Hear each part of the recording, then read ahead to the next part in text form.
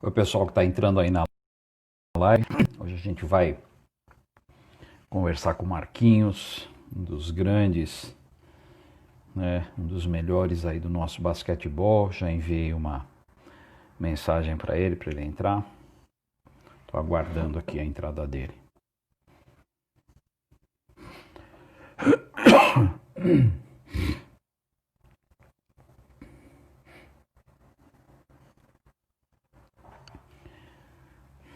Carlos Osso, tá aí, Luciano. Prazer ter vocês aí nessa live.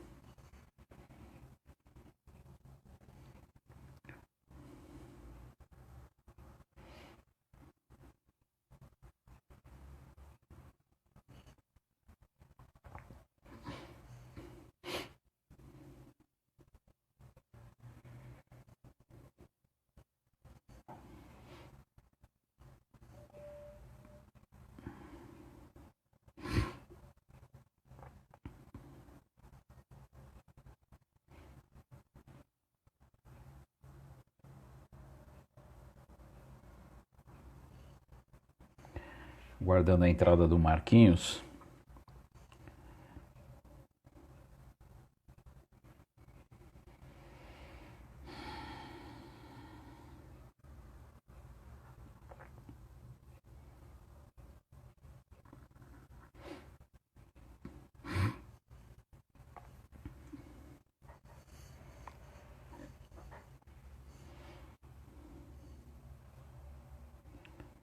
A Silvia que vai ser nossa convidada amanhã, gente. A Silvia amanhã às 18 horas, ela é psicóloga do esporte, vai conversar com a gente sobre motivação no esporte. Então, aguardo vocês aí na live da Silvia amanhã também, tá ok?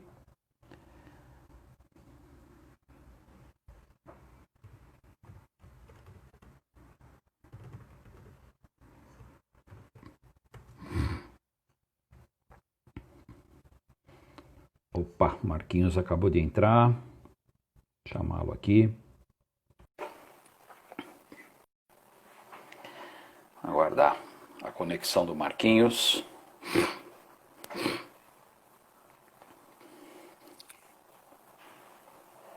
Grande Marquinhos. Grande Dante. Garoto. Meu segundo pivô preferido. Eu concordo com você, você sabe disso. Depois eu vou contar essa história para o pessoal. Por que você é o segundo? Não, mas eu concordo com você. E aí, Marquinhos? E tem outros também. Não, mas vocês dois não têm igual. A melhor dupla de pivô desse país, que esse país já produziu, não tem jeito. Muito obrigado. Podem falar o que quiser e tem muita gente que está entrando aqui que vai concordar comigo. Vamos só comentar. Depois eu conto essa história. Então tá bom, então. Essa brincadeira que a gente sempre faz. Marquinhos, prazer tremendo falar com você, viu? Você sabe que... Primeiro de tudo, tô com saudade de você, né? Pois é, rapaz. Você está aí na vida boa em Cabo Frio, né? E exatamente. Tá aí curtindo essa quarentena, como eu também estou aqui em casa, né? Mas tudo bem, a gente vai tocando, né, Marquinhos? Pelo menos essa quarentena aí, lógico que não tem nada de bom, né? Mas ela trouxe pra gente pelo menos a oportunidade de estar falando bastante sobre basquete, né? Então, muitos encontros, muitas lives, eu acho que quem é da comunidade do basquete está aproveitando muito bem esse tempo que a gente é obrigado a ficar quieto em casa, né, para falar de basquete. É o esporte que nós gostamos, né, Dante? Nós amamos esse esporte, pratico o esporte desde 12 anos de idade. É uma paixão que eu tenho, adrenalina, eu preciso desse basquete. Então é uma coisa muito bacana. Todo mundo, mesmo, todo mundo, né? Você sabe que ainda disputa o Master, né? Eu então, sei, cara. Tem uma competição, aí você se motiva para treinar, para correr, para pelo menos se manter um pouquinho em forma, né? E a sua saúde também é importante, né? Então tá gostoso, tá bom. Então, Marquinhos, é o seguinte, a gente tem aí uns 50 minutinhos, a ideia é você contar a tua história. eu vou te fazer aí umas provocações, vou encaminhar alguns assuntos e para mim, como eu falei, é um orgulho muito grande ter você aqui, uma honra de privar da tua amizade e você sabe que você é um cara que eu respeito demais, né? E para quem é difícil alguém não conhecer, evidentemente, mas para quem não conhece o Marquinhos ele é um dos 5 melhores jogadores eleitos, né, naquelas eleições da equipe do século e tal. E o Marquinhos fez parte daquela equipe, né, com Vlamir, Amauri, Oscar, Marquinhos e o Biratã. Por isso que eu fiz a brincadeira que o Marquinhos é o meu segundo pivô preferido, porque o primeiro é o Bira. E, na verdade, é uma brincadeira, como eu falei anteriormente, para mim a maior dupla de pivô que esse Brasil já produziu, né? 2 jogadores fantásticos que combinavam a raça, né? A gana de jogar do Bira com a técnica apurada do Marquinhos, na minha opinião, tecnicamente um jogador fora de série. E só antes de começar, né, só para dar para vocês alguns dados. E olha aí, Marquinhos, já te mandei o livro, hein? Logo, logo tá chegando aí. Já te agradeci, já, daqui a pouco eu vou ler. Eu sei. Olha só, pessoal, o Marquinhos disputou 3 Olimpíadas, né, fez 23 jogos pelo Brasil, com uma média de 14,3 pontos. Em Olimpíada, gente, o Marquinhos é o 3º melhor pontuador do Brasil. Ele só perde para o Oscar e para o Vlamir. E em campeonatos mundiais, o Marquinhos disputou 27 jogos, 13,6 pontos, 4º melhor pontuador, só perde para Oscar, Vlamir e Menon. Olha só, isso sem falar... sem falar na especialidade do Marquinhos, que era rebote, né? Então, se a gente for falar de rebote, então a coisa fica bastante boa. Então, Marquinhos, mais uma vez, muito obrigado mesmo, estou muito feliz de ter você aqui.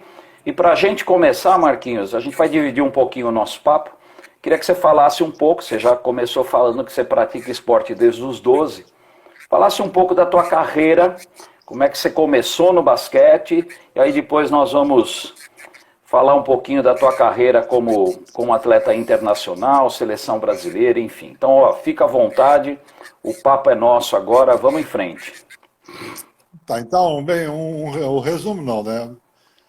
Em 64 comecei a jogar, fez no clube municipal e incentivado pelo Mundial de 63, que o Brasil foi campeão. Em 64, realmente, depois fui Fluminense, em 64, fiquei 11 anos no Fluminense.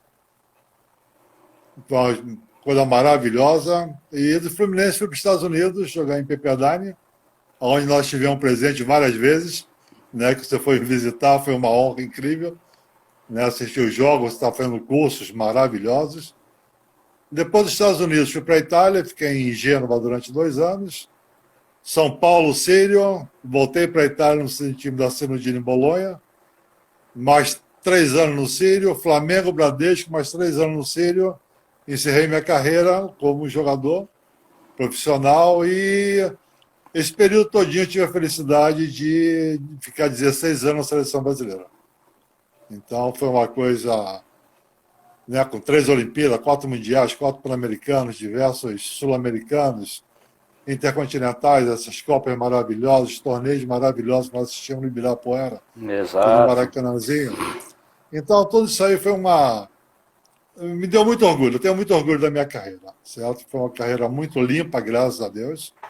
E um dos maiores orgulhos que eu tenho, entende, é ter participado sempre de grandes clubes e sempre ter sido muito respeitado. Então, e as conquistas individuais, ela vem depois da coletividade. Com certeza. Você ganha no coletivo e depois pode sobressair de alguma maneira individualmente, mas o importante é o coletivo. É mais ou menos esse resumo aí da minha carreira. Olha, entrou uma pessoa aqui que acho que você jogou um pouquinho com ele, um tal de Fausto. Você já ouviu falar desse cara? É uma das paixões da minha vida. O Fausto é meu amigo, nossa senhora, uma paixão incrível por esse cara. Ele deve ter te dado muita assistência, né? Hein? Não era só assistência, não. Ele tinha a leitura do jogo diferenciado de muita gente, entendeu? Então ele conduzia o time, sabia conduzir o time, sabia o momento certo de arremessar, de passar, de coordenar, de comandar realmente o time. Então, e esse comando todinho ele está trazendo para a vida profissional dele com o Instituto Fausto de Giannichini, Maravilhoso. que você é maravilhoso, é uma coisa que eu acho que eu encho até o saco dele de tanto mandar parabéns para ele, entendeu? Então, e você tem um cara assim do seu lado, entendeu? Você quer o que mais da vida, né? Tem que Pois é. mandar um beijo para ele e vamos embora. Então, Marquinhos, eu queria que você falasse um pouquinho, né? Você teve uma experiência fantástica fora do Brasil, né? Aliás, você tem uma experiência fantástica. Você viveu o basquete brasileiro, você viveu o basquete norte-americano, universitário, e você viveu o basquete europeu, né? Conta um pouquinho dessa experiência aí internacional, né? Como é que é? Você foi para Pepperdine e você foi muito jovem, né?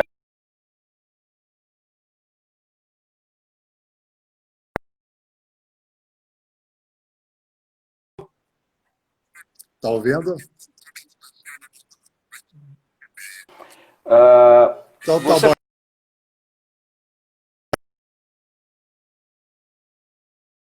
bom. Até meio cômoda na seleção brasileira e nos clubes aqui no Brasil. Eu estava muito bem acolhido pelo Fluminense nessa época. O Fluminense tinha vencido diversos títulos, já estava na seleção brasileira, tinha disputado um Pan-Americano, um Mundial, né, um vice-campeão mundial, um campeão Pan-Americano. E depois da Olimpíada de 72, foi realmente que despertou um grande, né, interesse dos americanos por mim. E principalmente em 72, que eu, né, na disputa contra os Estados Unidos, eu joguei muito, muito bem. A repercussão nos Estados Unidos foi muito grande em cima do meu nome. Logo depois, você se lembra do Valdir Bocardo? O Valdir Bocardo, todos sim, moles, uma pessoa fantástica, né? Me aconselhou muito ir para os Estados Unidos. Então, esse link quem fez para mim foi o Valdir, me aconselhando sempre. E eu só pedia que chegar numa universidade pequena, não queria uma universidade muito grande, e onde tivesse sol, né? Tivesse uma coisa bacana, né? E eu tive a felicidade diretamente para Malibu, que você conheceu, que é um sonho de cidade, né? E ali de Malibu, realmente, eu me entrosei muito bem, mas muito bem com a equipe. Eu tive diversos problemas também, né? Logo na chegada, né? Eu cheguei tirando o lugar de um americano. E uma bolsa de estudo do americano ela é muito cara, é muito. E é desejada por todos. Então, você imagina, né? Já repeti isso aí, vou repetir novamente. Um brasileiro, capital Argentina, índio no meio da rua com flecha, e eu chego no basquetebol, né? Onde tem o pai do basquetebol, que é os Estados Unidos, né? Primeiro jogo, uma decepção incrível, porque eu não sabia as regras do jogo. Entrei no jogo, andei, caminhei, bati, fiz falta. Não sabia onde eu estava. E realmente ali eu senti um grande desprezo, entende, por minha pessoa de ter viajado tanto tempo e chegado lá e feito uma coisa que não. Mas tudo bem, né? No dia seguinte eu me esforcei, fui para a quadra sozinho. Comecei a entender como se jogava o basquetebol americano. Você lembra muito bem que uma das coisas mais estúpidas que eu já vi na minha vida, se eu ultrapassava o meio da quadra, ia ficar 20 minutos com a bola, virando para lá e para cá, sem ir para a cesta. E você está condicionado a jogar em 30 segundos, como que era antigamente. Então, a primeira vez que eu vi aquela movimentação de bola, não sem poder fazer nada, eu me assustei e você vai relaxando, relaxando e... Aí tudo bem. No dia seguinte, eu me inteirei direitinho e tudo. E, graças a Deus, eu sou muito determinado. Eu tenho uma determinação muito grande. E no jogo da noite, eu insisti para que eu queria jogar de qualquer maneira. Enchi o saco do técnico. Não sabia falar inglês, mas tinha aprendido, né? Só falar, eu quero jogar, eu quero jogar. E ele me colocou na quadra e disse, vamos embora, né?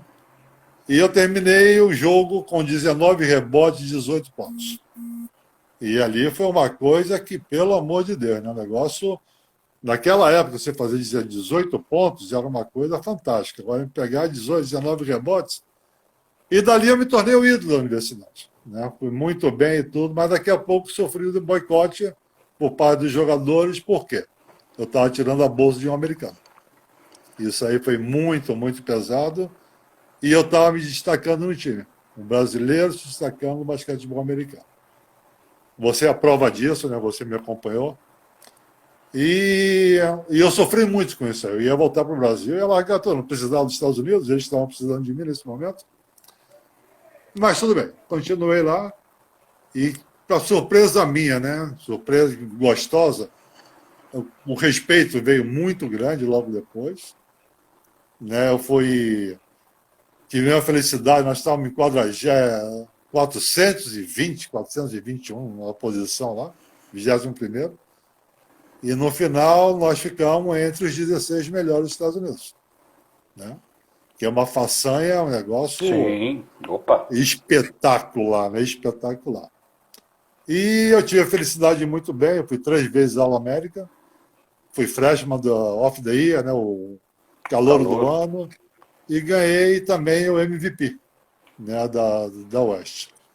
Então foram recordações maravilhosas, maravilhosas pelos Estados Unidos.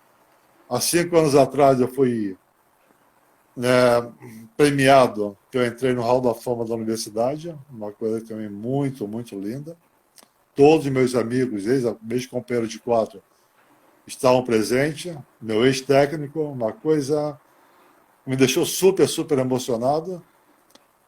E depois, Dante, quando eu terminei a faculdade, o que aconteceu? Eu recebi o convite para jogar pela NBA. Né? Eu fui draftado. E desse draft aí, você tem interesse, claro, ser um americano, né? Você jogar na NBA e tudo. E o que aconteceu? Tinha uma coisa impeditiva que era você não podia defender o Brasil. É verdade. Isso daí. E você depois, se você não fizesse a equipe americana e quisesse voltar a ser, vamos dizer, amador, você teria que ficar 1 ano parado. Perfeito? Então era uma coisa que... Né, mas o que pesava mesmo era não defender o Brasil. Né? E naquela época, o estranho que era isso, né? A Itália era muito mais cobiçada do que a NBA. A NBA era um negócio meio fechado para todos nós, certo? E a Itália era a maior vitrine mundial nessa época, onde se pagava melhor, onde o torneio era melhor, tudo era melhor. E eu tive a felicidade de ir para a Itália, né, para Gênova, na Emerson Collor, e fomos muito, muito bem. Nós saímos da Série A2, né, que foi uma surpresa muito grande, nós ganhamos da Série A2 e fomos para a Série A1, que era a principal, e ganhamos torneios internacionais, então o negócio foi muito, muito bacana. E eu tinha um compromisso moral com o Sírio pelo Campeonato Mundial de 79. Exatamente. Exato. Então, em 78, quando terminou, né, os 2 anos de contrato com o Gênova, eu vim para São Paulo, e eu fiz esses 2 anos de contrato com o Sírio, e o objetivo principal era o Mundial. Perfeito? Vamos pular o Mundial e depois nós vamos... Só que depois do Mundial, em 80, eu voltei para a Itália, para Cirundino e Bolonha. Um time fantástico, fantástico, fantástico. E nós fomos vice da italiana e vice europeu. E eu te confesso uma coisa. O vice europeu foi roubado, mas roubado. Acho que eu falo isso. Até hoje eu me arrepio em falar nesse jogo final contra o Maccabi Tel Aviv. E tanto no final do italiano como no final da Copa Europa, nós tivemos a infelicidade de perder 2 jogadores titulares do time. E assim mesmo, nós fomos até o final, fizemos uma campanha maravilhosa. Então, esses 6 anos que eu passei fora, foi uma coisa que... Dante, eu vou te confessar uma coisa, entendeu? A única coisa que me chateava, e até hoje me chateia, é que você vai para fora, você adquire experiência, uma vivência completamente diferente, você tem uma cultura diferente, você aprende coisas novas, os métodos de treinamento, entendeu? Você, tudo, você aprende. E o que você faz? Você troca ideias para realmente colocar em prática onde você ama, que é seu país, que é o Brasil. Perfeito? Eu acho que aconteceu isso com você e aconteceu comigo. Ninguém perguntou nada. Ninguém quer saber de nada, entendeu? Porque parece que estão se humilhando para chegar e perguntar, onde você tem tanto conhecimento que você quer passar às pessoas, e as pessoas parecem que elas ficam, não, vou me humilhar, vou me rebaixar, pedir isso aí e tudo. Então, o que era o negócio era tão difícil que quando eu voltava, para me readaptar, era muito complicado. A dinâmica de treinamento, principalmente, nos Estados Unidos, bom, nós treinamos aqui 6 horas por dia, 5 horas por dia, de manhã à noite. Nos Estados Unidos, 1h45, e eu terminava o treino nos Estados Unidos, 1h45 depois, eu ia dormir, porque eu não aguentava de tanto cansaço. E o treinamento no Brasil, você treinava 5, 6 horas por dia, você estava tranquilo para sair, para fazer o que você quisesse, entendeu? Então, a grande, grande diferença que eu sinto da falta do pessoal não querer se informar realmente daquilo que você pode passar à frente. Então, me dá uma tristeza muito grande isso daí. Então, Marquinhos, tem dois... O Fausto mandou um recado aqui dizendo o seguinte, né? Que ele pediu sua autorização para ter aquela foto sua arremessando, que aquela foto todo técnico devia carregar embaixo do braço, fazer um quadro, para mostrar como é que é a mecânica do arremesso. E realmente a foto que eu coloquei é fantástica. E o Alexei tá te cumprimentando aí, Alexei que jogou com você no Bradesco aí no Rio, né? Bem, o Fausto está autorizado, tá? Não precisa nem pedir permissão, patrão. Isso aí é uma honra, é uma tremenda honra. Ô, Dante, o problema todinho, entendeu, com o Fausto, é que você não sabe se ele está falando sério ou está de brincadeira, entendeu? Entendeu? Isso aí é um perigo, É entendeu? mesmo, é. Pô, ele e parece esse daí tão... tem essa carinha de sonso dele, é Pois perigoso, é, entendeu? rapaz, ele parece ser Eu tão acho que ele está bonzinho, né? falando que eu tô. Eu acho que ele está falando que eu estou desmunhecando muito bem, entendeu? Uma forma diferente aí. E o Alexei, eu tive o prazer de jogar com ele no Bradesco, né? Eu estava já parado, inclusive, em seleção, e eu vi ele despontando como um dos grandes jogadores do Brasil. E realmente foi um dos grandes jogadores do Brasil. Né? Então, meu amigo, um grande abraço, um grande beijo. O Fausto falou que é sério, viu? Que não é brincadeira, não. Fausto, então, desculpe, entendeu? Foi a primeira vez que eu me enganei com você, tá bom? Então pode usar Fausto sim, tá bom? Ô Marquinhos, me fala uma coisa, né? Essa tua experiência internacional, né? Você estava falando das questões do treinamento. Quais são basicamente as diferenças entre o basquete americano que você viveu? Se bem que hoje tá bem diferente também, né, Marquinhos? Hoje o basquete americano está muito adaptado, até por conta de poder jogar, né, dentro das regras da FIBA. O basquete europeu hoje também é um basquete muito forte, né? Muito forte fisicamente, tecnicamente, taticamente. E como é que você compara tudo isso com o basquete brasileiro? Dante, eu acho que nós ficamos estagnados durante 20 anos por causa das administrações que nós tivemos dentro da Confederação Brasileira de Basquetebol. Né? Então, 20 anos nós não tivemos praticamente nada, foram 20 anos perdidos, na minha opinião, e nós sempre tivemos grandes jogadores. Mesmo nessa situação desastrosa que era, quantos jogadores foram para a NBA? Né? Então, potencial você tem. Tudo bem?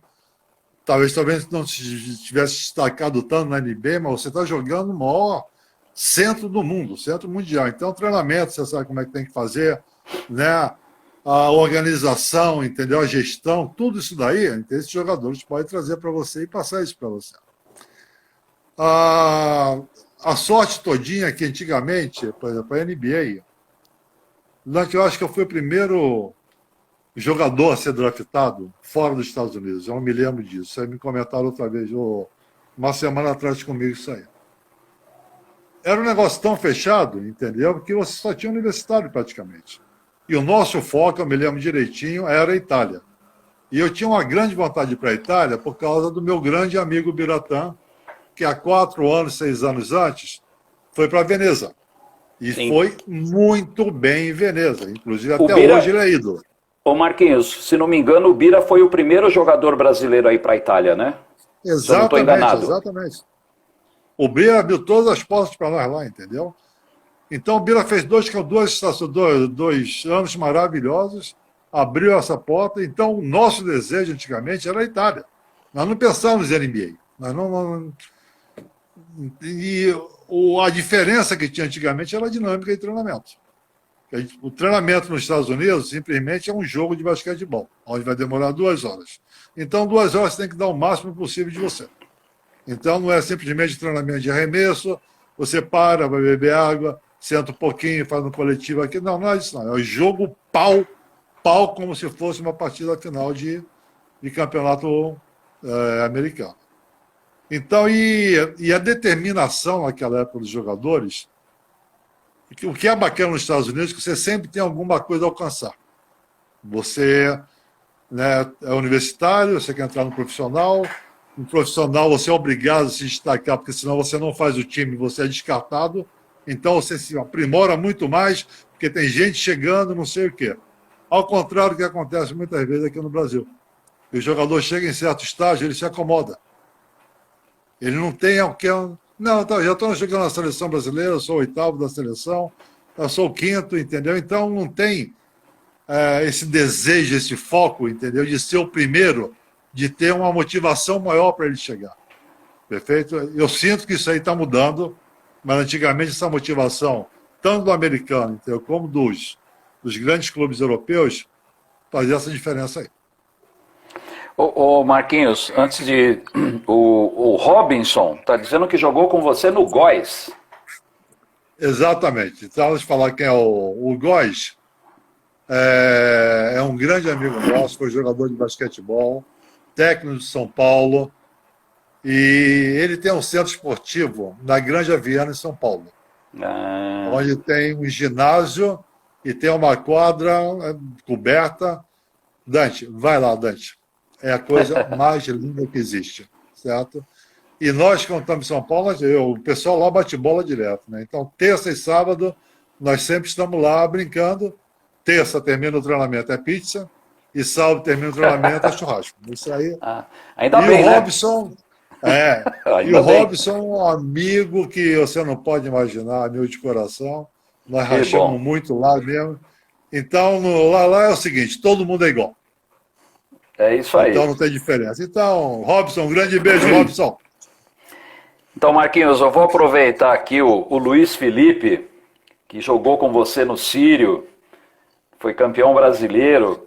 Vamos aproveitar a dica do Luiz Felipe, vamos falar um pouquinho do Sírio, campeão mundial de 79 e vice-campeão mundial em 81, né? Que foi também uma conquista maravilhosa, perdeu para o Real Madrid na final, que na época era o grande time, fora a NBA, era o grande time do mundo, né? O Real Madrid era espetacular aquele time. Fala um pouquinho então dessa tua passagem pelo Sírio, nessa volta, né, que você fez para jogar esses 2 campeonatos. Bem, em 73, o Sírio também foi vice-campeão. Foi, eu lembro. Então, em 73 foi bacana que o Sírio convidou o Robertão, o Biratã, Hélio Rubens, o Arturo Guerreiro, mexicano, e eu, para disputarmos o Campeonato Mundial. Formou-se realmente um time fantástico.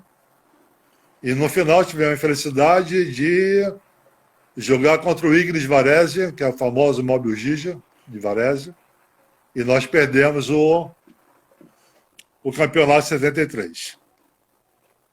Depois teve uma coisa maravilhosa, em 78, quando eu voltei da Itália, o clima no Sírio, entendeu? Era uma coisa que só respirava basquetebol. O Luiz Felipe jogou lá. Luiz Felipe, um grande beijo para você, meu parceirão. O que aconteceu, né? O Sírio já estava pronto para ganhar o Mundial de 78, que foi realizado na Argentina. E nós fomos para a Argentina, tivemos uma participação maravilhosa. Eu não vou entrar em detalhe que eu vou falar, mas um erro administrativo nos deixou fora da final. Tenho a certeza disso. E nós tivemos, depois desse Campeonato Mundial Argentino, um ano para nos prepararmos para o Mundial de 79, que foi realizado em São Paulo. Dante, eu nunca na minha vida vi uma equipe com tanto envolvimento de parentes, de amigos, de filhos, de mulheres, de homens, de clube, de sócios, dirigentes. Eu nunca vi isso. Parecia que todo mundo andava no mesmo caminho, todo mundo querendo o mesmo objetivo. E, e nós fomos treinando, fomos treinando, fomos treinando. O Círio, naquela época, ganhava tudo, né? Campeonato Paulista, Campeonato Brasileiro, Campeonato Sul-Americano. E vamos avançando. E 10 dias antes do início do campeonato, esse meu amigo aí, o Fausto Giannichini, me deu uma pancada e fraturou minha mão esquerda. Brincadeira, hein? Sabia disso? Esse é o meu amigo aí, entendeu? Pois é, cara. Pra que ter inimigo, né? E praticamente eu fiz tudo que eu podia fazer para jogar. Eu consegui, até com ajuda espiritual. E eu tive a felicidade de poder disputar o campeonato mundial. Foi uma das maiores alegrias que tive na minha vida. Mas o que era bacana, entendeu? Era o amor que todos tinham pelo Círio naquela época. Então, o coração repleto de amor, né, de querer que o Círio ganhasse. Eu acho que a força foi tão descomunal que nos levou para a vitória final. Porque nós tivemos o jogo nas mãos diversas vezes, tivemos a derrota diversas vezes, foi uma alternância de placar para lá e para cá, entendeu? Poxa, tudo que você possa imaginar aconteceu naquela partida, e teve prorrogação, e na prorrogação nós vencemos de 2 pontos. E a coisa que mais me impressionou, que até hoje, quando eu vejo assim, eu fico assustado, foi aquela invasão. A invasão Sim. final. Aquela invasão, Dante, para mim, foi o maior coroamento que alguém poderia ter depois de um título. Certo? Levantar um troféu, né, receber a medalha naquele momento ali era tão secundário da grandiosidade daquela invasão que teve no final. Então, o Círio mereceu isso aí, pelo esforço que fez, pela sua diretoria, pelo seu presidente, pelo envolvimento total. E eu me sinto muito feliz de ter participado daquele time, que naquela época era um time realmente feito de grandes amizades. Então, Marquinhos, o que impressionou, né, como você mesmo falou naquela final, Ibirapuera abarrotado, né? Eu me lembro até hoje, eu não estava, eu vi pela TV, torcidas de futebol, eu lembro direitinho, invadindo a quadra com bandeira do Corinthians, do Palmeiras. Então, realmente, o Círio era e foi um clube que agregou muita gente ao basquete, né? E é triste a gente ver hoje que o Círio está fora, tudo bem, existem, enfim, opções internas, mas o Círio realmente era o clube de basquete aqui de São Paulo, né? Não se falava outra coisa no Círio a não ser basquete, não é? Então, o Círio respirava basquete, né? E teve, e recentemente, né, você sabe, um dos dirigentes daquela época fantástico, o Rui Dipp, que faleceu, né? Andreotti, uma turma assim, o Salgado, um pessoal que dava vida pelo Círio, né? Dante, eu fui muito mal acostumado com os dirigentes do Círio. Pelo tratamento que eles davam, pela honestidade, pelo caráter. Albano Delorges, o Albano, Andreotti, o Salgado, né? O Dr. Rui Dipp, o Ramon Semir, que era o presidente naquela época. o Ramon. Então, só falar uma coisa do Rui Dipp. Eu acho que foi o maior homem que eu conheci na minha vida. Eu acho que não. Sabe, essas 2 semanas aí eu tenho pensado aqui, entendeu? Ele veio na minha cabeça, olha as fotografias. O Agra, às vezes, posta umas fotos que eles, né? Nos conversamos por telefone. Eu nunca, na minha vida, eu vi um homem tão gigante, tão maravilhoso, sabe? De fazer aquilo que ele amava, que era o basquetebol, nos tratar como se fôssemos crianças, ele com 1,60 m de altura, né? Dominava todos os gigantes, dominava, assim, no simples olhar, ele já mandava em tudo. Um carinho, entendeu? Envolvia a família, os filhos, a esposa. Então nós estávamos tão bem acolhidos que nós nos sentíamos protegidos de uma forma que Eu acho que foi o maior homem que eu conheci na minha vida. Sinceramente, Dante. Uma coisa que. Desculpe, viu? Eu me Não, emociono com esse tranquilo. Muito desculpe. merecido. Eu tive em 81, né? Eu coordenei a estatística do Mundial no Me lembro disso. Ibirapuera. E, nossa, como você falou, o tratamento que nos foi dado à equipe de estatística, que na época era basicamente uma novidade, né? O Rui Dipp, o Albano, Ramon, o Deloge, Andreotti, nossa, foi assim Adiotes, uma coisa maravilhosa. Um pessoal Salgado, realmente. excepcional. O Sírio realmente sempre foi um time, uma equipe. Não tem o que falar, né? O Não tem. Sírio fez história no basquete. Então, Marquinhos, antes de eu continuar, tem um recado aqui do Fausto para você, que ele falou o seguinte, pô. Você foi lá em Franca fazer graça, tomou porrada e ainda perdeu de 15 pontos. Como que é isso, pô? Não, sabe que é o problema? Então, Faustão, nós íamos disputar o campeonato mundial e nós estávamos relaxados, Fausto. Ah, tá. Então, Entendeu? Então, nós estávamos ali simplesmente só para para passeio mesmo. cumprir tabela, né? Dar uma Mas deixa eu moralzinha, falar uma coisa com. dar uma Eu vou moralzinha entrar pro num pessoal de detalhe Franca, aí. né? Eu vou entrar num detalhe aí que você não. A rivalidade Sírio e Franca era muito grande, né? Era imensa a rivalidade. Sim. E... Mas ela gostou de jogar em Franca e vencer em Franca. Então você imagina, né, como nós chegamos, entendeu? Aquela torcida maravilhosa, todos contra você, te xingando de tudo que é maneira, né? Aquele corredor da morte ali que você não podia passar, né? Que você levava cuspe, levava amendoim, levava tapa na cabeça, levava tudo. Mas a amizade, o respeito dos jogadores, né, sempre prevaleceu. Uma coisa impressionante nisso aí. Dentro da quadra era um clima de guerra, realmente. Eu até brincava que eu tinha um contrato com o Sírio e partida em Franca eu era obrigado a jogar os 40 minutos, eu não podia sentar. Porque se eu sento, eu sei que eu ia apanhar dos guardas, ia apanhar da torcida, então eu não podia ficar no banco. Então, o que o Fausto está falando aí é uma brincadeira nossa, mas realmente eram uns duelos fantásticos mesmo contra a Franca. Eu dou os parabéns para o Fausto, que e esse respeito, olha que imagina, né? Existe até hoje, depois de Com 40 certeza. anos, 30 anos, que é uma recordações boas do esporte, entendeu? O, o Luiz está mandando um recado aqui, um abraço. Ele é cunhado do falecido Adilson, outro jogador também maravilhoso, né, Marquinhos? O Adilson foi padrinho de casamento dele e ele faleceu quando ele completou 30 anos de casados. Então você imagina, sou um amigo da Regina, né, que é uma mulher excepcional, dos filhos do Adilson, dos sobrinhos do Adilson. Deixa eu te contar uma passagem nos Estados Unidos que eu acho que você não sabe. O Adilson foi me visitar, sabia, nos Estados Unidos? E ele foi treinar conosco lá.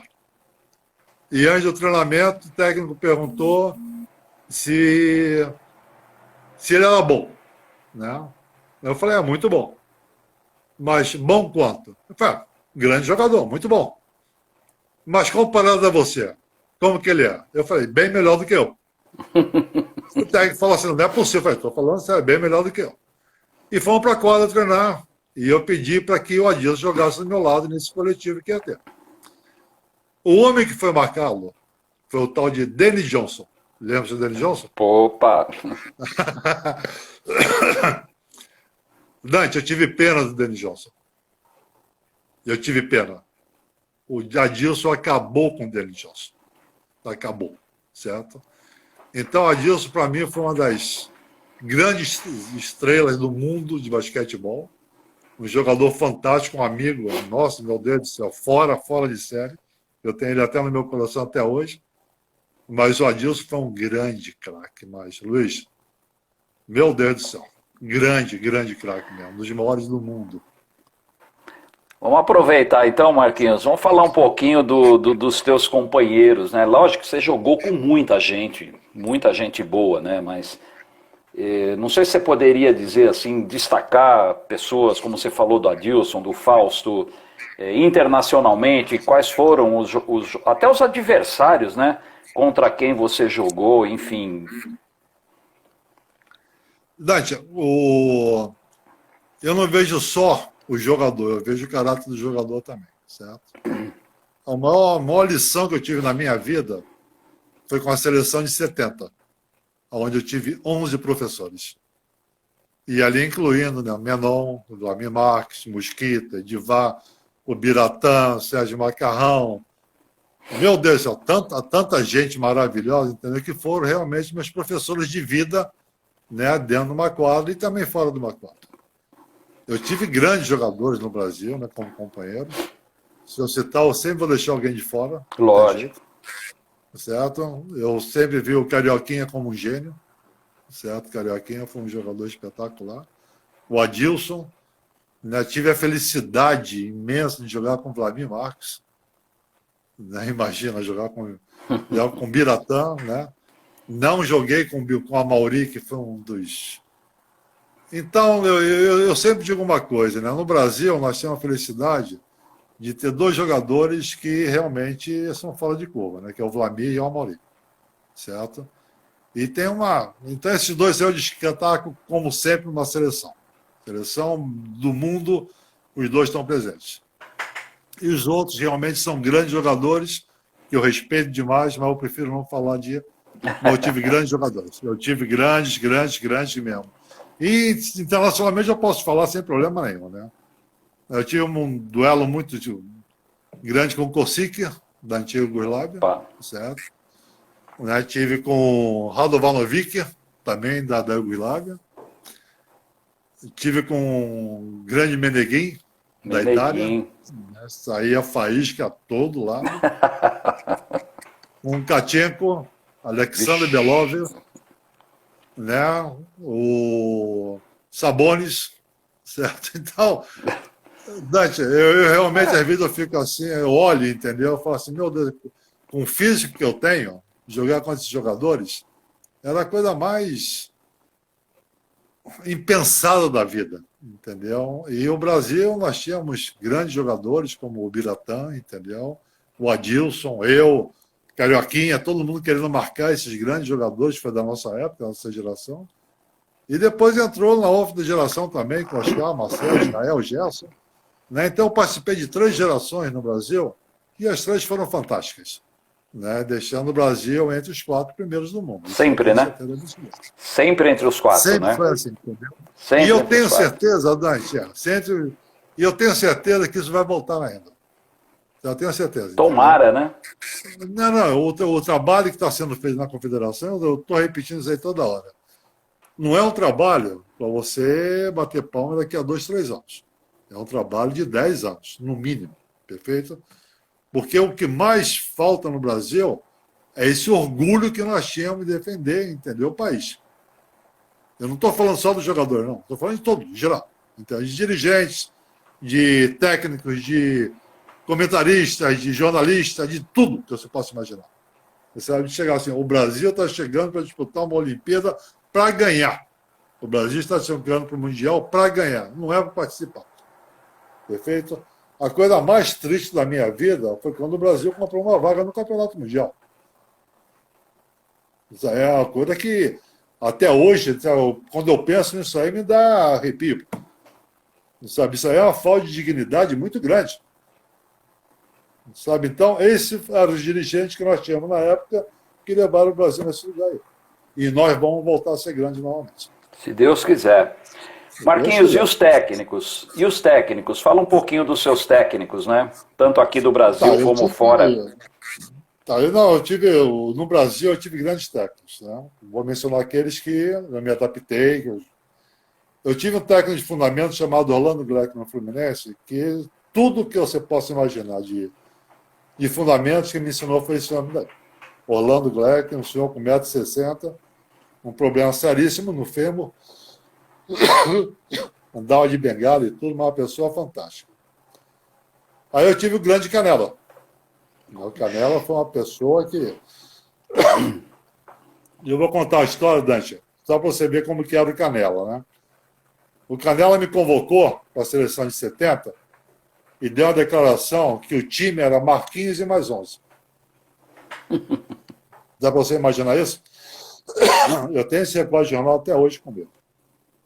E, maravilhosamente, eu fiquei com o quê? Né? Mascarado, né? Salto alto, não sei o quê.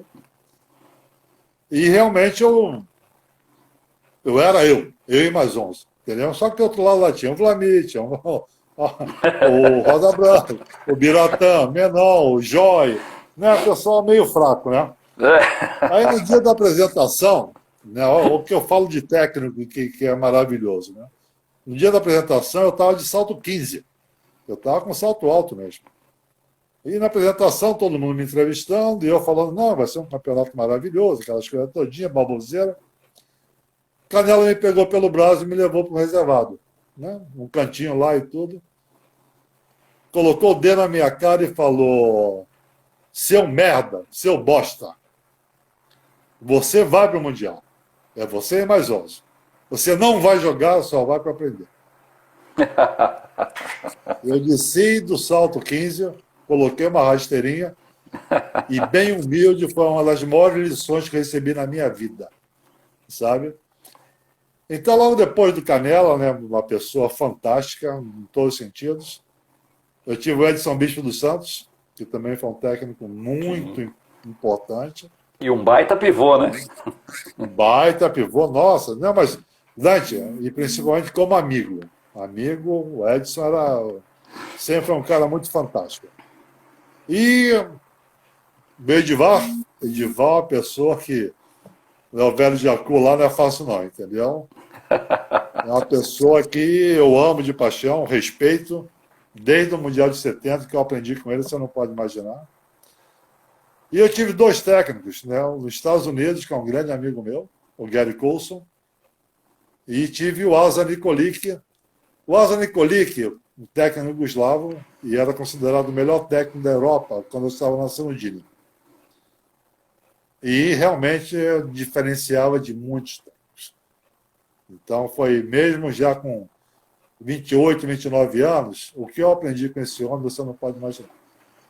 Então, a personalidade, né, o caráter das pessoas, para mim, são fundamentais, entendeu? Você é associado como o comandante nosso, entendeu? Os nossos dirigentes. Então, isso aí, e esses homens me marcaram realmente na minha vida. Muito bom. Ô Marquinhos, a gente tem uns 10 minutinhos ainda para encerrar.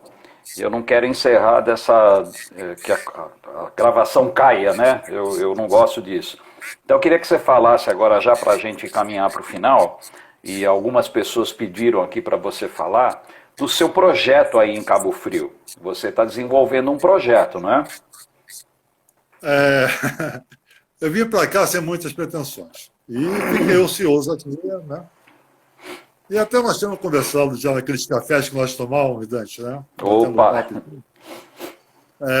Então, eu fiquei ocioso e me chamaram para fazer alguma coisa de basquete. E realmente eu comecei fazendo uma escola chamada Sagrado Coração, sem muitas pretensões, quadra aberta, sem rede, né?